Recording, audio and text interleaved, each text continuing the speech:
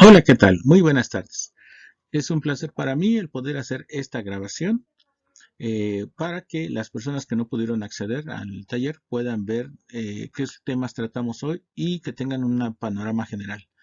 Es importante mencionar que requerirán del enlace para la próxima semana, el cual es el mismo para asistir a la videoclase y para poder acceder a los materiales que se van a exponer, deben de ingresar con la clave de Classroom que ya se les proporcionó. Esto con la finalidad de tener un control sobre las personas que ven. Esperamos que este taller sea de su agrado y podamos contar con ustedes. Mi nombre, Víctor Joel Miranda Lara, quien va a ser la persona que en esta ocasión va a llevar este taller. Gracias.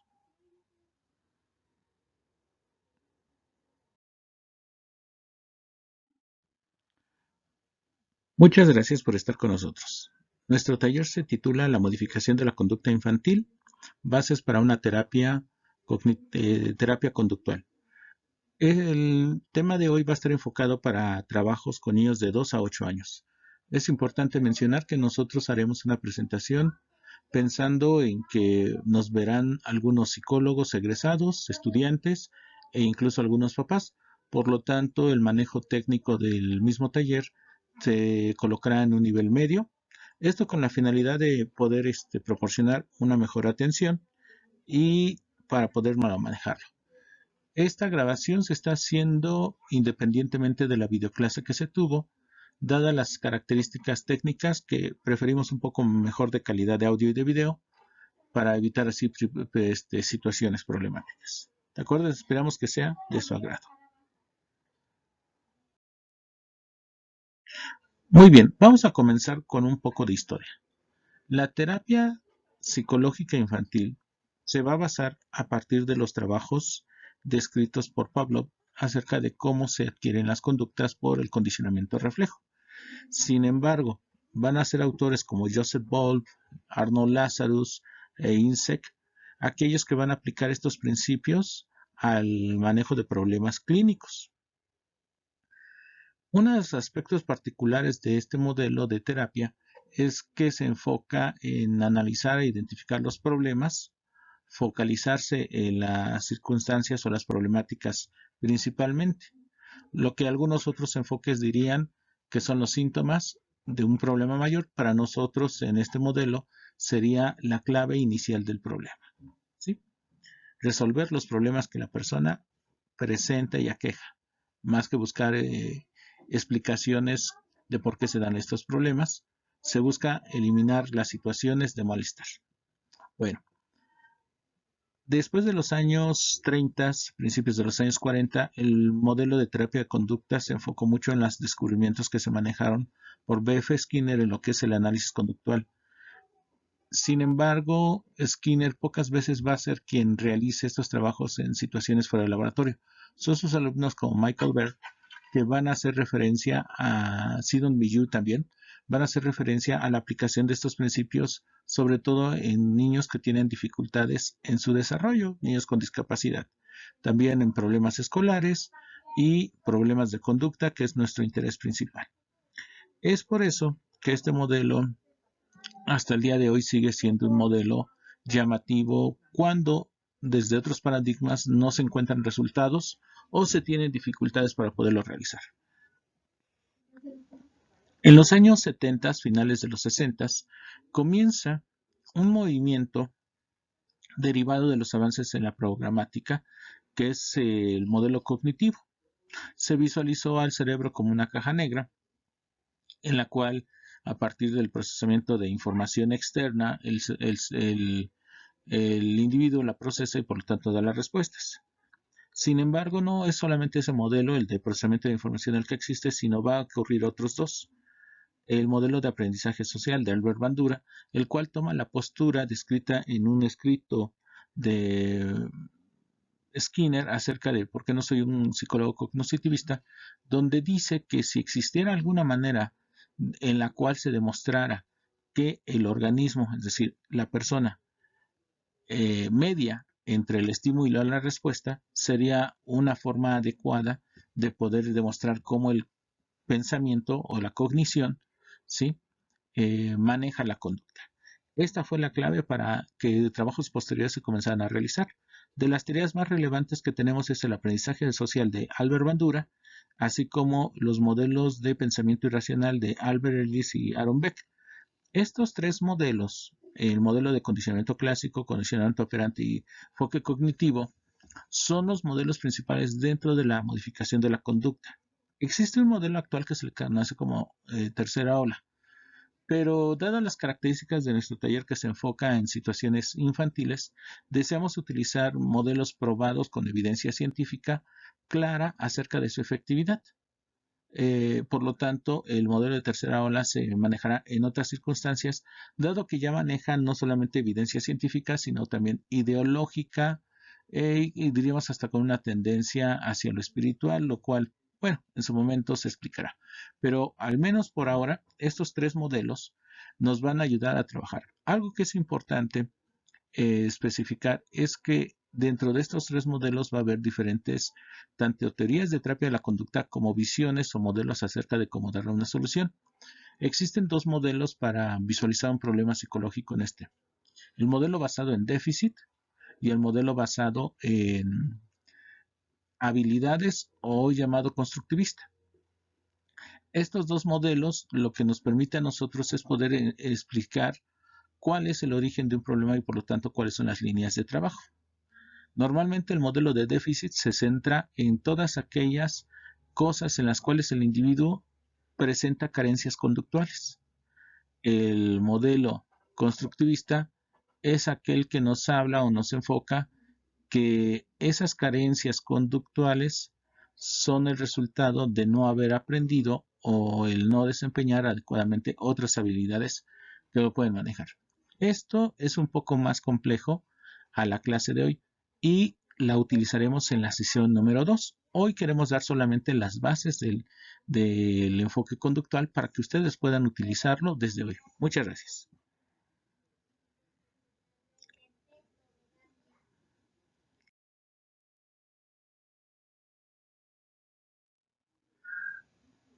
Como habíamos mencionado, el modelo que hoy vamos a querer presentar es el modelo de condicionamiento operante. Este modelo tiene principios interesantes y básicos. El primero de ellos se focaliza en el aspecto de que nosotros, a diferencia del modelo de Pavlov, cuya importancia se encuentra en los estímulos, nosotros lo vamos a manejar a partir de la respuesta y las consecuencias de esa respuesta. Como un cambio en reforzar o eliminar un reforzador en esa respuesta va a controlar y cambiar la conducta. A esto se le llama el modelo de condicionamiento operante o las operantes que controlan la respuesta de la conducta para que se predizca. En términos sencillos, para que una conducta ocurra, tiene que haber un estímulo, pero para que la conducta se vuelva a repetir, fueron las consecuencias de esa conducta las que se mantuvieron para que ante estímulos similares vuelva a ocurrir. Sé que esto es muy técnico, sobre todo si son papás quienes escuchan esta parte del video. Por eso nuestra labor es poder manejar estos conceptos de un lenguaje sencillo y a continuación lo manejaremos. Gracias. Primero que nada, nuestra labor es definir qué es una conducta, qué es un problema, cómo el aprendizaje se relaciona con el problema y cuál es la función de los papás durante esta situación. Vamos a ver un pequeño video y a partir de eso tomaremos el caso para definir al niño y sus problemas.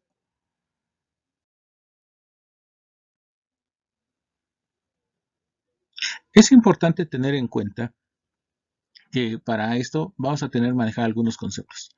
Primero que nada vamos a hablar del aprendizaje como un proceso psicológico o bien como un producto después de un trabajo o de una terapia. ¿Sí? Eso le vamos a llamar aprendizaje. Vamos a llamarle cambio a aquella conducta que una vez que es medida en frecuencia o en su duración, ¿sí? Nos mostró una diferencia. Para nosotros en este modelo es importante hacer medición. El ambiente. El ambiente es todo lo que nos rodea, pero para este modelo lo vamos a dividir en dos, el ambiente físico y el ambiente social. El ambiente físico es muy fácil, la casa, la escuela, la colonia, ¿sí? el país, si gustan así. Pero el social se refiere desde, en el caso de los papás, sus creencias, sus valores, sus ideas, todo aquello que influyen en el niño.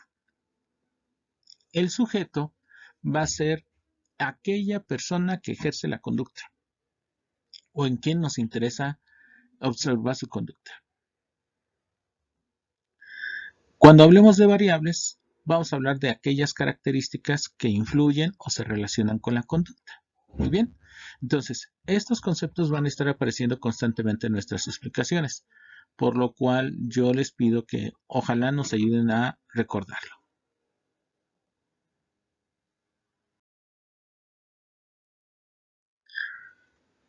¿Qué es una conducta? Bueno, es una acción concreta que ha sido aprendida. Esa acción concreta, ¿sí?, es algo que ustedes pueden ver, ¿sale? O que pueden reportarla. Pero también una conducta puede ser un conjunto de acciones, es decir, varias cosas unidas al mismo tiempo, pero que tienen esa característica, que podamos verla, ¿sí? Cuando yo hablo de una acción concreta, puede ser un ejemplo que yo ahorita alce mi mano y salude, ¿correcto? Esa es la conducta de saludar. Pero si ustedes son más estrictos conmigo, hay formas de saludar de forma informal, de forma formal. Un ejemplo, yo veo a un amigo y le digo, hola, y alzo la mano y con eso es suficiente, ¿correcto? Una manera de saludo formal. Hola, ¿qué tal? Buenas tardes. Mi nombre es Víctor Joel Miranda y soy el psicólogo de este taller. Si se observan, manejé tono, manejé contenido y la forma en cómo expreso mi objetivo. Entonces, una de las características de la conducta es que vamos a definirla a partir de lo que necesitamos conocer de ella. Pero esa característica es que sea observable o que sea registrada por nuestros sentidos, ¿de acuerdo? Bueno, una de las cuestiones importantes de la conducta es que ésta se aprende, ¿sí? Y va a formar lo que llamamos experiencia. Una forma también de adquirir la conducta es porque la imitamos de otras personas, particularmente cuando somos niños, nuestros padres, nuestros amigos, nuestros hermanos. Muy importante, una conducta se puede fortalecer o se puede debilitar en base a sus consecuencias. Si se dan cuenta, y aquí estoy hablando un poquito de lo de hace rato de Skinner, ¿no? Las consecuencias es lo que controla y en este caso fortalece o debilita una conducta. ¿Sale? Se cambia la influencia del ambiente o del sujeto si queremos ver modificaciones. ¿Sale? Entonces el ambiente es lo que va a controlar al sujeto o a las acciones. Esto va a ser muy importante para que nosotros podamos realizarlo. Ahora, una conducta siempre necesita ser definida para poderla ¿qué? Observar, medir y si nuestro objetivo es cambiarla, pues necesitamos realizar ese registro. ¿Vale? Entonces, espero que el término de conducta les haya sido utilizado y que recuerden que necesitamos ser observada, necesitamos medirla y eso nos permitirá tener una forma de saber si hubo un cambio o no. Que se fortalece o se debilita, ¿por qué? Por sus consecuencias.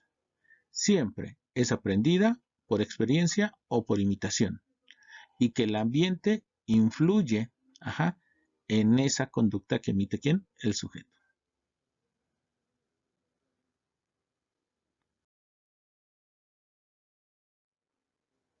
¿Qué es un problema?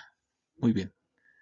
El problema, en términos sencillos, es algo que es molesto para el sujeto o para quienes le rodean o pone en peligro al sujeto o a las personas que le rodean. ¿Sale? Eso va a ser un problema en el ámbito de la psicología, al menos de lo que hoy aprendemos. Muy importante, también es algo que se desea cambiar. ¿Sí?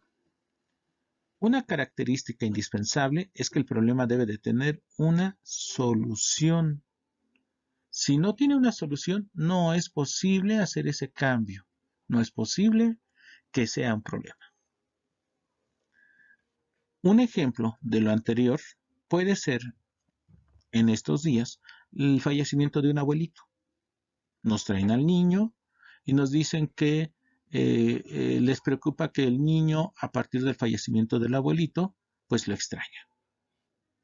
Bueno, normalmente uno pensaría, como psicólogo, que esto es parte del duelo. Entonces, el problema es trabajar el duelo del niño. Ok, pero hay una situación muy particular. Trabajar el duelo del niño implicaría que ustedes ya hicieron su entrevista, ya hicieron su diagnóstico, ya aplicaron sus pruebas. O al menos en lógica eso tendría que ser. Pero ¿qué ocurre? Que normalmente con este hecho de que acabo de decir el duelo, ya le andan dando tanatología o ya andan haciendo terapia de intervención en breve crisis y no se han puesto a pensar primero que nada que no han hecho una evaluación de la conducta, sino que infirieron la conducta. ¿Qué es esto? El abuelito falleció hace 15 días y el niño lo extraña. Esa es la situación, ¿correcto? Primero que nada, no hemos identificado cuál es el problema. La situación es que falleció el abuelo y la respuesta emocional extraña. Pero en realidad es eso o es lo que nos están reportando. ¿Sí? ¿Por qué? Porque primero que nada no hemos observado a nuestro sujeto. ¿Quién es? Nuestro menor, nuestro niño, que no lo traen. Punto número 2. ¿Confirmamos que lo extraña o es el reporte verbal de lo que se nos dice? Lo primero que tenemos que hacer es empezar a descomponerlo para que podamos observarlo. ¿Ok? Preguntas directas hacia el padre, ¿no? Primera, ¿cómo era el niño o cómo es el comportamiento del niño antes del fallecimiento del abuelo? ¿Sí? Podemos relacionar con esto cuál es el motivo. Nos dicen que es por COVID. Bueno, ¿qué tan apegado era el abuelo? ¿No? Bueno, pues es que resulta que el abuelo antes de esto tenía pues ya un problema significativo y realmente desde muy chico casi no tuvo un contacto con el niño. Los dos vivían en la casa, pero el abuelito estaba o en hospital o estaba en cama y el niño no estaba con ellos. Ahí encontramos un aspecto que a lo mejor uno pensaría que un abuelito, que alguien que está muy apegado a él, pues no lo presenta. Punto número 2. Analicemos o entrevistemos al niño. Preguntemos. O usemos otras estrategias, ¿no? ¿Qué era el abuelo para él? Pues en realidad nos sale que el niño sí percibe como alguien familiar, pero que lo que le preocupa es que desde que murió el abuelito, la mamá es quien llora y eso a él lo pone triste. ¿Qué estoy haciendo, muchachos?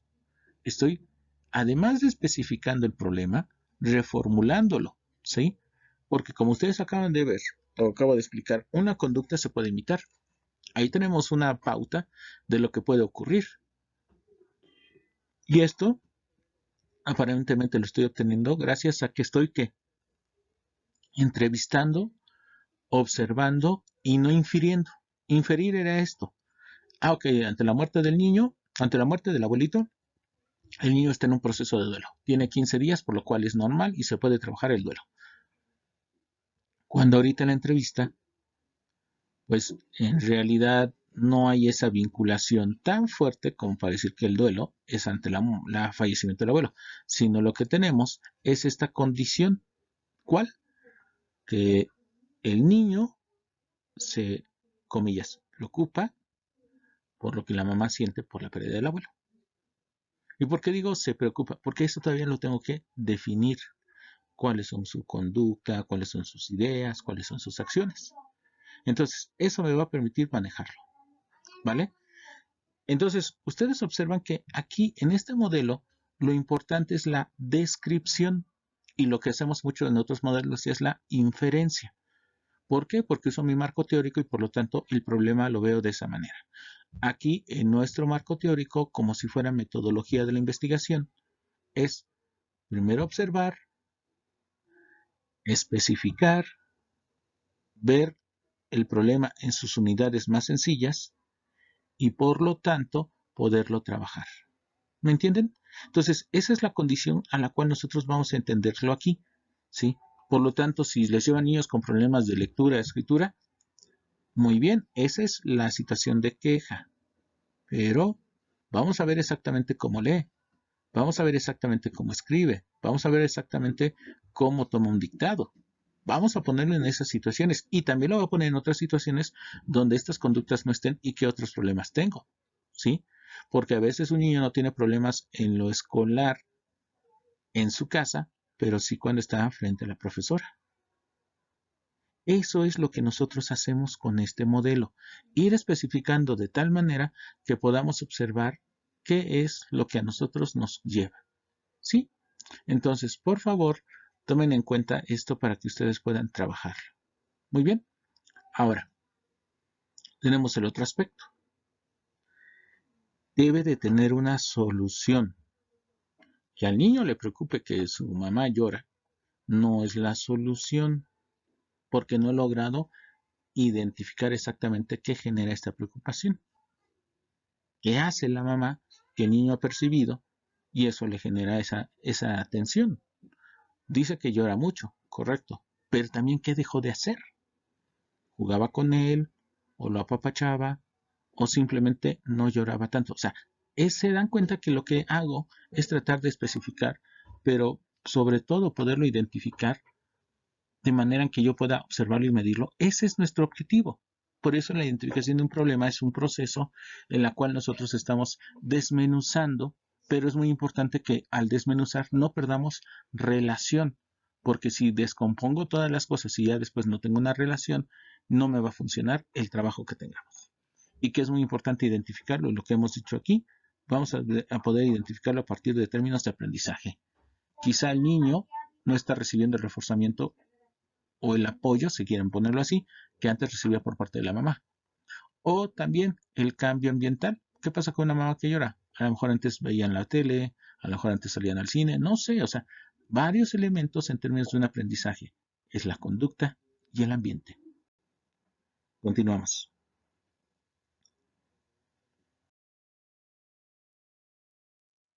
¿Qué causa los problemas? Pues primero que nada recordemos que es un problema en este modelo, es una conducta no deseada. ¿Sale? Tiene un tiempo específico de presentación.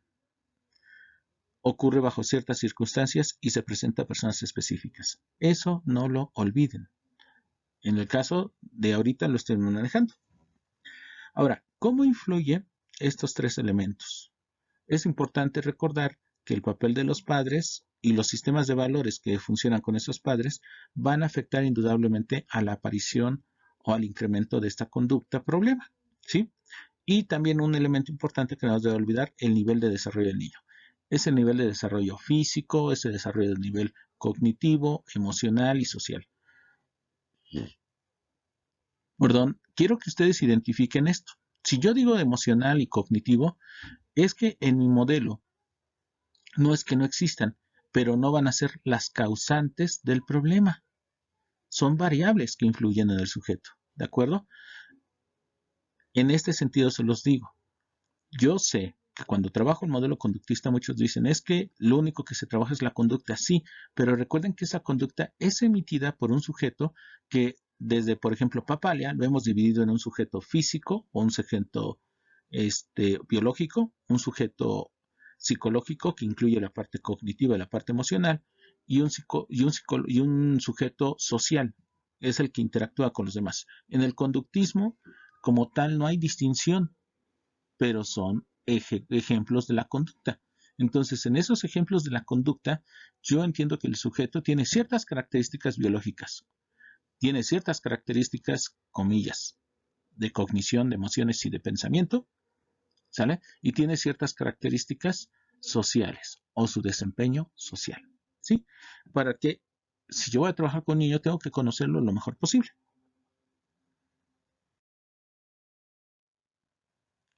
Algo que también muy importante, que además de los elementos de padres, creencias y el niño, el ambiente va a ser fundamental para unas características de un problema se mantenga. Entonces, yo como psicólogo requiero saber los valores y la cultura que hay en cierto grado económico, en nivel socioeconómico, en nivel geográfico, los recursos que se posean y particularmente hoy, ¿no? Los problemas tecnológicos y de contenidos multimedia. Esto es porque a mí lo que me permite es poderlo manejar, poderlo especificar y que de esa manera tener claridad en el trabajo, ¿sí?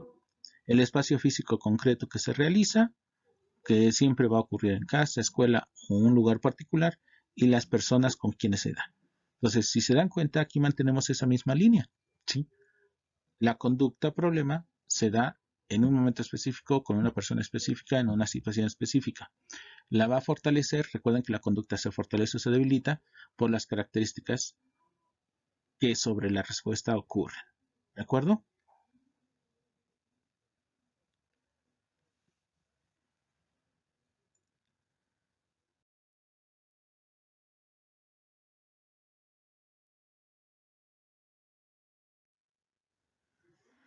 Aquí, muchachos. Bueno, aquí lo que tenemos es una bibliografía un poquito vieja, pero me sigue siendo muy útil para poder describir fácilmente los estilos de crianza de los papás, ¿correcto? Tenemos el estilo de padre autoritario, ¿sale?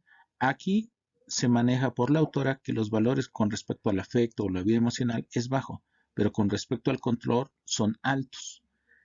La característica de los niños criados bajo esto es que tienen dificultades en cambio de humor, son agresivos o tienen problemas de conducta, ¿sí? Entonces ahí la influencia de la relación de padre-hijo influye mucho.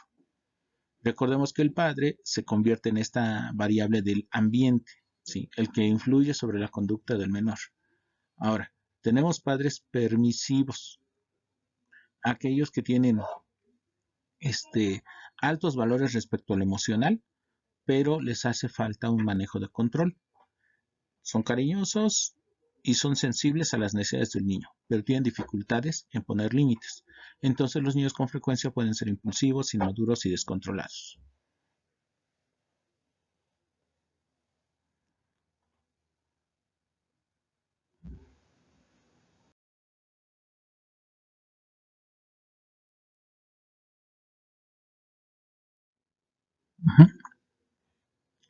Cuando hablamos de los padres indiferentes, nos vamos a encontrar aquí con estos padres, ajá, perdón dicho, con estos estilos de manejo de los padres en los cuales ponen poca atención a los límites, pero también le ponen poca atención o apoyo emocional. Es de estos que suelen decir les vale todo, ¿sí? Por lo tanto, a veces los niños son exigentes, son desobedientes, ¿sale? Les cuesta trabajo seguir reglas, ¿sí? Y un ideal, porque yo así lo he de decir, un ideal es el padre democrático. Aquí yo les puedo comentar que tengo un sesgo. Solo trabajo con familias que tienen problemas. No niego, pero tampoco puedo confirmar la existencia de los padres democráticos. Estos padres serían aquellos que tienen altos valores en afecto y control, que sus hijos son sensibles pero les han puesto límites claros y mantienen sobre todo un entorno predecible. ¿Correcto? Estos niños son más curiosos, confían en sí mismos y funcionan mejor en la escuela. Ahora, esta visión es un poquito vieja, son de los años 80, pero el objetivo es que ustedes puedan fácilmente como aprender a identificar los estilos de crianza de papás de niños con problemas. Esto les va a permitir a ustedes que puedan aprender a identificarlos. Ahora, es cierto, todos los papás pasan por estos estilos de crianza, pero hay algunos que tienen predominancia, ¿de acuerdo? No hay un padre totalmente democrático, no hay un padre totalmente indiferente, pero sí hay una dominancia de un estilo. Es por eso que a nosotros nos va a manejar.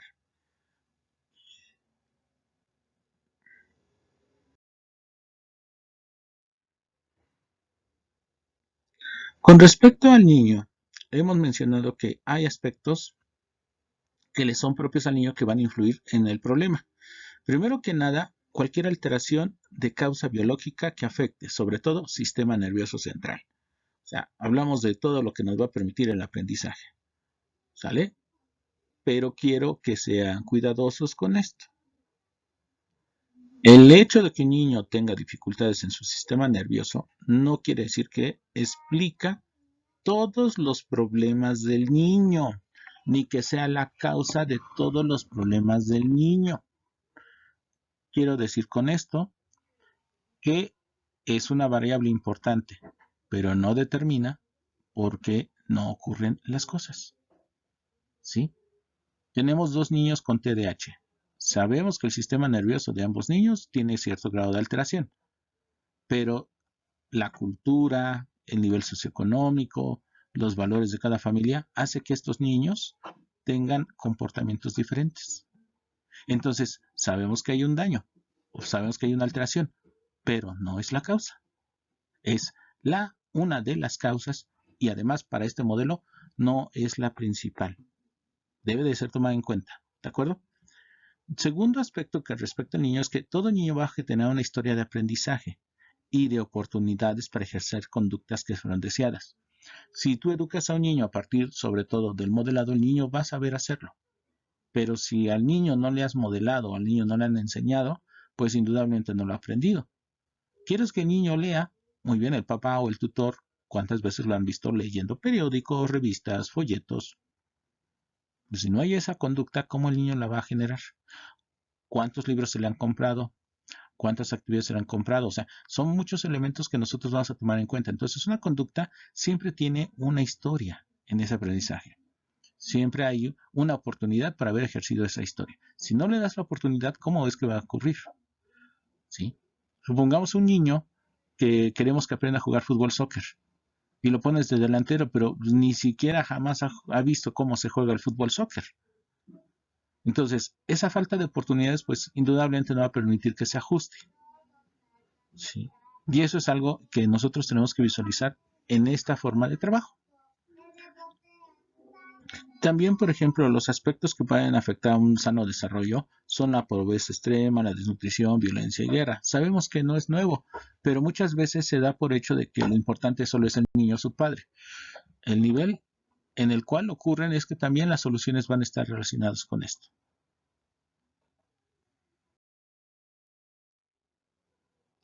Y bueno, aquí simplemente lo que queremos es volver a recordar cada uno de los puntos que ya hemos mencionado, ¿no? Que para las conductas problema es importante identificar el aprendizaje, que las conductas problemas van a poder generarse cambios, pero van a tener que ser medidos, que el ambiente físico y social es muy importante en ese problema, que el sujeto es quien ejerce la conducta, que el niño es quien ejerce la conducta, pero esta ha sido ¿qué? Aprendida, y que indudablemente las variables, como por ejemplo el estilo de crianza, es importante para que esa conducta siga ocurriendo. Entonces aquí yo ya deseo reformular lo que hemos trabajado. Primero que nada, la terapia de la conducta, modificación de la conducta desde un enfoque operante, es para psicólogos y para profesionales. ¿Quiénes son estos? Toda aquella persona interesada en aprender a manejar la conducta de su hijo. Estoy hablando de los papás. Este modelo nace con esa perspectiva. No nos va a funcionar si trabajo con el niño si el papá o el cuidador es aquel que requiere de estas habilidades para poderlas llevar a cabo en su casa de forma cotidiana. Ellos son los que lo van a hacer y ellos son los que van a recibir los beneficios. Y es importante que ellos aprendan a identificar por qué los ganaron. ¿Sí? Primero que nada, entonces, este modelo está basado en evidencia científica. Es un modelo de aprendizaje tanto de los participantes y no solo para el niño. Eso lleva entonces un apartado educativo y un apartado terapéutico y es importante que se maneje así. Se instruye, es decir, se informa, se dan lecturas, se entrena con el niño, con los papás y se pone práctica primero en consultorio, en ambientes controlados y después en todos los demás elementos. Muy importante, no nos focalizamos en el trastorno, sino en la conducta desadaptada, es decir, el problema. Si tengo un niño con TDAH, el TDAH es el trastorno. Pero a ver, ¿cómo es su atención? ¿Qué características tiene la hiperactividad? ¿Con qué personas se da? ¿Con qué personas no? ¿En qué tiempo se da? ¿Cuánto le dura? ¿Cómo se manifiesta que es hiperactividad? ¿Qué tipo de consecuencias trae la hiperactividad? Se dan cuenta cómo lo voy desensamblando, pero que no pierdo el hilo conductor. La conducta desadaptada o problema siempre ocurre en una relación sujeto y medio ambiente. Y el medio ambiente, indudablemente siendo niños, son nuestros cuidadores, nuestros papás. Y muy importante, esa conducta desadaptada, ese problema, se aprende y por lo tanto se puede modificar si seguimos las leyes del aprendizaje que la conformaron. Parece técnico, pero en realidad hemos estado hablando de eso todo este tiempo.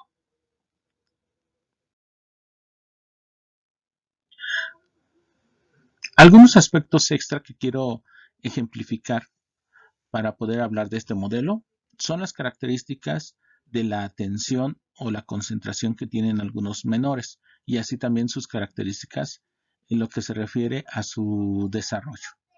En este pequeño apartadito hablamos de eso. Algo que me interesa a los niños de 5 a 6 años, de 2 a 5 años, es que su desarrollo cognitivo y de lenguaje, perdón, el lenguaje oral, sobre todo, aún no regula el comportamiento del menor. ¿Sí? Existe, se está desarrollando, pero no lo va a controlar como con niños más grandes. ¿Sí? Por lo tanto, el decirle muchas instrucciones a un niño no lo ayuda, pero el dejar de hacerlo tampoco. ¿Sí? Requerimos de tener cierto grado en el cual nuestra habla controle la conducta del sujeto. 2. Los problemas de conducta aquí en estos niveles son de carácter adaptativo. Muchas veces. No quiere decir que no exista otro tipo de problemas, pero mayormente son de carácter adaptativo. Cosas que el sujeto hace y que en el medio en el que está, todo lo desarreglan o bien no se incorpora, no se especifica y por lo tanto no lo puede llevar a cabo. ¿Vale? 2. Otro aspecto importante de esto es que el déficit, como yo decía hace rato, existe el déficit de habilidad. El déficit es lo más requerido. Porque no sabe hacer esto, porque no se controla aquí, porque no ha manejado esto. Y algo muy importante, y por favor no lo olviden.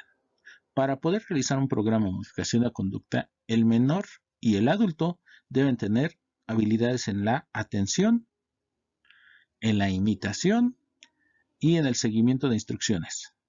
Dentro de lo posible, porque aquí también puedo meter a aquellos niños que tienen problemas de discapacidad, que tengan un tipo de comunicación preferentemente oral. Si no lo tuvieran, vamos a buscar un sistema que nos permita comunicar y que entonces el niño tenga comunicación receptiva y comunicación expresiva. ¿De acuerdo? En los niños de 6 a 8 años, la idea principal es que estos niños ya controlan con su habla su propio comportamiento o les ayuda a regularlo. ¿Sí? ¿Cómo? Por ejemplo, tú le das instrucciones al niño y el niño las cumple. Pero también el niño comienza a controlar a otros niños con esta conducta. Por ejemplo, conocemos a aquel hermanito que comienza de latoso y que le dice, te voy a acusar con mi mamá si no dejas de romper mis juguetes. Ok, puede ser suficiente para que el otro lo deje de hacer. Y eso es un control de la conducta verbal. Entonces, aquí observamos que para estas edades se da con mayor. Entre más avance el niño y mejor desarrollo cognitivo y madurativo tenga, el control de esta conducta por medio del lenguaje será mayor. Y de hecho es así como nosotros hacemos mucho de nuestro comportamiento a partir del lenguaje, ¿sí? Bueno, también que las exigencias fuera de la familia, es decir, la conducta social, aumentan. La escuela va a ser uno de los elementos factores. Por eso los problemas de seguimiento de instrucciones y seguimiento de reglas son importantes y son muy comunes en estas edades o mayores.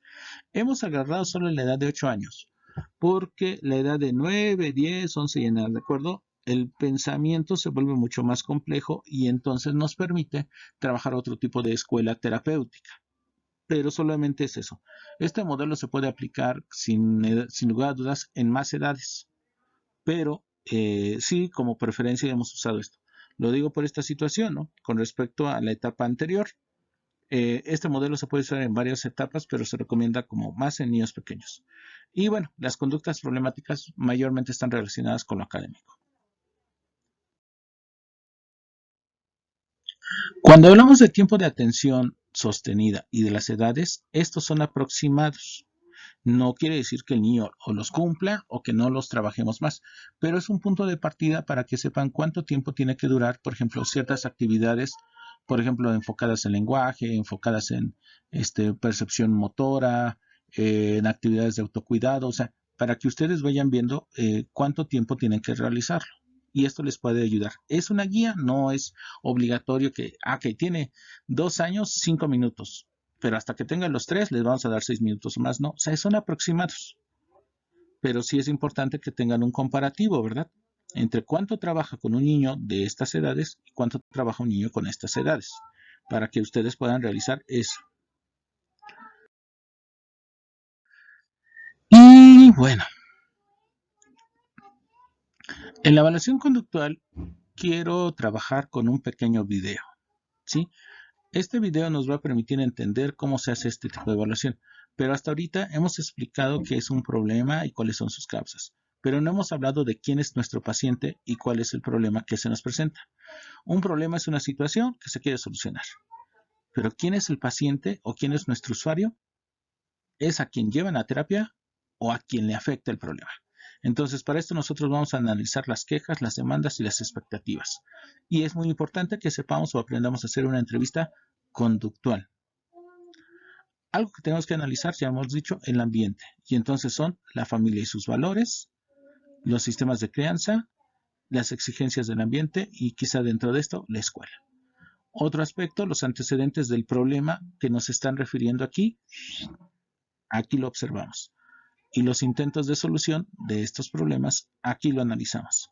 Son importantes, pero queremos ver claro que no son la causa del problema. Es que se parece tanto a su padre que tiene los mismos problemas. Bueno, es un antecedente. ¿Sale? Un antecedente. Todos sus hermanos han tenido problemas con lectura y escritura. ¿Hay un daño neurológico o es una cuestión de educación? No lo sé, pero ya son antecedentes. Pero solamente es eso, no son la causa. ¿De acuerdo?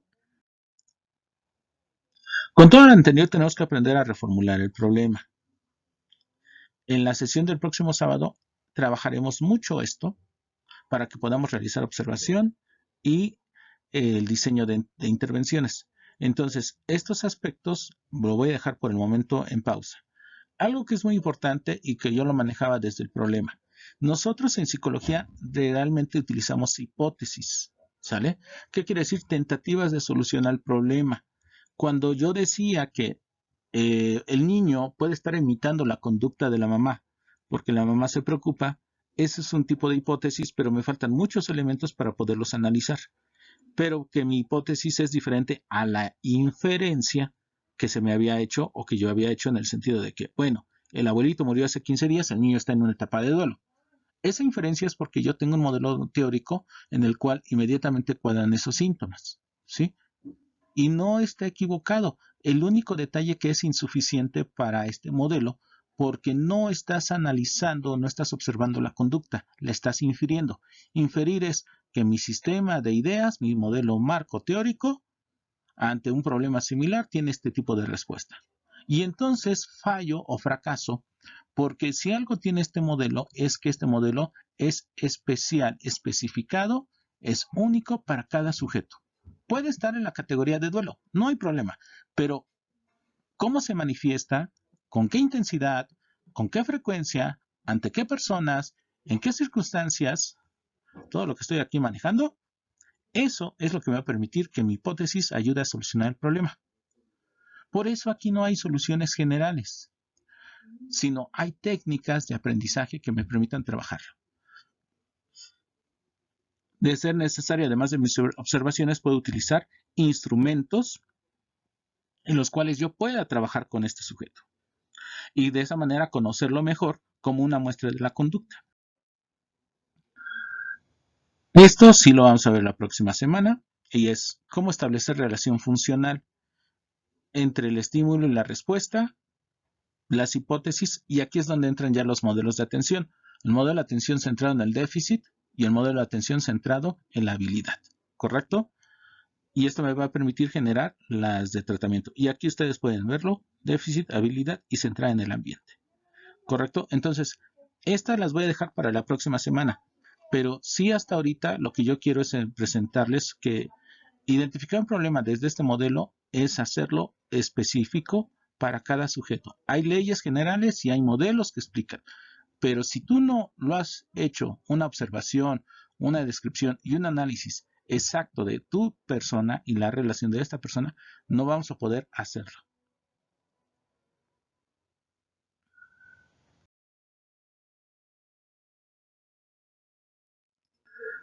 Para poder hacer o estudiar nuestro caso, hoy hemos colocado los videos de Soul Park.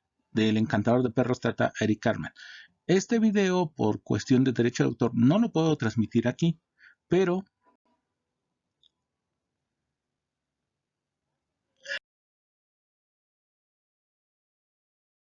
en Classroom, que se les ha enviado a cada uno de ustedes, hay una clave a la cual les pido que se inscriban. Y aquí hay un apartado que dice los materiales. Aquí, en estos de Mega, ustedes pueden darle clic y verlo en línea o lo pueden descargar.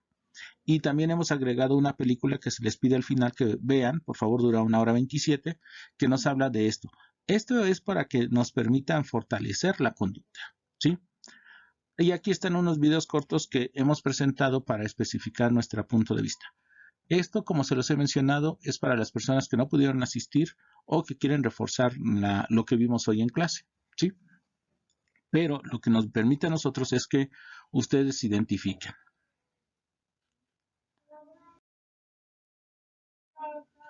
Muy bien. Una de las características que vimos en el video es que tenemos una relación madre-hijo y que aquí hay un problema por el cual se especifica. Quiero aclarar una cosa, y aquí voy a ser muy tramposo. No voy a explicar este apartado porque yo quiero que ustedes vean los videos. Solamente les voy a decir como que las pautas de qué quiero que observen en cada video. Número 1, el video comienza con la llamada de atención de la escuela hacia la madre y el hijo. Y quiero que observen, como hemos dicho, la conducta de ambos durante esa entrevista. Si pueden hacer anotaciones y si pueden identificar los estilos de crianza, va a ser fantástico. Después vamos a encontrar lo que son las tentativas de solución. No les voy a decir qué es esta persona, ni qué hace ahí, ni qué se espera, porque yo deseo que ustedes vean el video. ¿Sale? Y entonces van a, por favor, anotarme qué es lo que hace esta persona, para qué sirve, para qué está, y cuál es la actitud otra vez de nuestros personajes principales, ¿sí? Que se den cuenta, ajá, qué es lo que hace cada uno. Aquí tenemos otro personaje y observemos las actitudes y las acciones en concreto de cada uno de ellos, ¿sí? Porque esto es fundamental para nuestro trabajo. Nuevamente, observamos algunos elementos. No deseo, como se los dije, tramposamente explicarles qué es lo que estamos viendo. Y es que no deseo explicarse los que estamos viendo, tanto por lo que es la gracia como los elementos de un aprendizaje que tenemos aquí.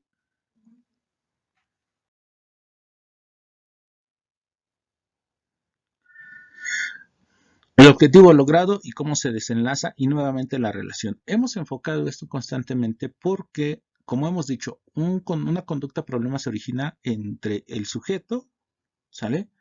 Y el medio ambiente. Sin embargo, una de las preguntas que yo les estaría haciendo aquí es ¿quién es nuestro paciente? ¿El niño, la madre o ambos? ¿No? Otro aspecto, ¿qué habilidades posee a cada uno? ¿Qué estilos de crianza maneja este? ¿Cuáles son las ideas, los sentimientos, las formas de pensamiento de este? ¿Sí? Las personas que interactúan con ellos, ¿sobre qué afectaron o qué manejaron? Aquí les dejo el comentario de César Millán, que es quien aparece aquí, y que nos explica cómo es que asesoramiento este capítulo encontramos lo que es el manejo de conducta. César Millán han de saber que es un etólogo, es un psicólogo de comportamiento animal, así es como se le conoce, y tiene todavía su instituto sobre este aspecto en el caso de los canes. Pero resulta muy interesante que las leyes del aprendizaje son aplicadas sin ningún problema al comportamiento humano. Y es que volvemos a lo mismo. El organismo, ese ente vivo que es afectado por el ambiente, aprende, sale, se modifica y transforma el medio. Entonces, estas leyes se siguen aplicando.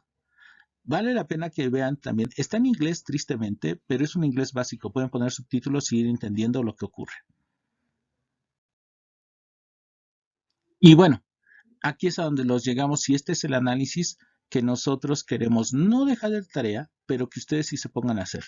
Por ejemplo, En el caso de Carmen, ¿quién es nuestro paciente? ¿Cuál es el problema que presentan? ¿Sale? ¿Qué quejas hay? ¿Cuáles son las demandas? ¿Cuáles son las expectativas? El ambiente, los valores, los sistemas de crianza, la historia de aprendizaje, se nos dice, y aquí nomás como tip, porque muchas veces se pasa por auto, es una madre soltera. Ojo con esa, ¿sale? Y las expectativas y los resultados de que es lo que se ha querido cambiar. Reformular el problema, realizar observación de instrumentos, porque con esto queremos nosotros volver a trabajar. Porque con esto nosotros queremos volver a trabajar la próxima semana. ¿Sí? Y está aquí esto. Esto es lo que hubo debate, hubo bastante información, hubo puntos de vista. Fue muy interesante todo lo que hicieron las personas que hoy asistieron con nosotros y les agradecemos mucho. A aquellos que van a ver este video, les invitamos a que vean estos videos, esos enlaces y puedan ustedes participar como parte de nuestro ejercicio. ¿Vale? Sean bienvenidos y les deseamos lo mejor. Y se queda esta pequeña tarea. Todos los caminos llevan a casa. Aquí está el enlace para que ustedes puedan verlo y también complementarlo. Porque lo que vamos a estar haciendo la próxima semana son muchos ejercicios en base a definir el problema, definir las estrategias, qué elementos se conllevan, qué es lo más útil. Pero sí es importante tener como el punto de referencia de esto, la película de South Park, perdón, la video de South Park y la película de Todos los caminos llevan a casa. Yo deseo que esto les haya agradado, que sea de su interés y nos vemos la próxima semana a las 12 del día, domingo 24. Muchas gracias. Les deseo excelente tarde a todos.